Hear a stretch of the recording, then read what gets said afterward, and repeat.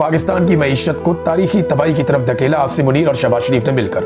और ये खाली मैं नहीं कह रहा, सारे आदादो शुमार ये कह रहे हैं। अब जिनके घर में दाने हैं, जिनको अच्छे पैसे मिल रहे हैं या सरकार जिनके ऊपर पैसा खर्च कर रही है, उन्हें मेरी बात बुरी लगेगी। लेकिन एक आम पाकिस्तानी के पास जाएं, आप किसी भी ताजर के पास जाएं, वो कहेगा कारोबार चल ही नहीं रहा। सर्दियों की शॉपिंग लोगों ने 70% कम की है। बेरोजगारी पाकिस्तान की तारीख के 2-3 दहाइयों के सारे रिकॉर्ड तोड़ चुकी है। सरमायाकारी 51 साल का रिकॉर्ड तोड़ गई है। इतनी कम सरमायाकारी पाकिस्तान में कभी नहीं आई जितनी अब आ रही है। पाकिस्तान से इतनी बड़ी तादाद में लोग कभी पाकिस्तान छोड़ कर नहीं भागे जितनी बड़ी तादाद में अब भाग रहे हैं। डॉक्टर्स जा रहे हैं, इंजीनियर जा रहे हैं, बहुत सारे और जो टेक्निकल शोबे उनमें काम करने वाले लोग पाकिस्तान छोड़ कर जा रहे हैं। गुर्बत इतनी ज्यादा कभी नहीं थी। 45% पाकिस्तानियों को गुर्बत की लकीर से नीचे धकेल दिया आसिम मुनीर और शहबाज शरीफ साहब ने मिलकर। अब ये मईशतदारों से कहलवाएंगे कि जनाब, और कहलवा भी रहे हैं कि जनाब आने वाले दिन में चीजें बेहतर हो जाएंगी, लेकिन होनी नहीं है। 3 साल पहले आसिम मुनीर ने कहा था कि 1 साल में मईशत ठीक हो जाएगी। 3 साल उन्होंने गुजार दिए, 4था साल उनका शुरू है और मईशत ठीक नहीं हुई।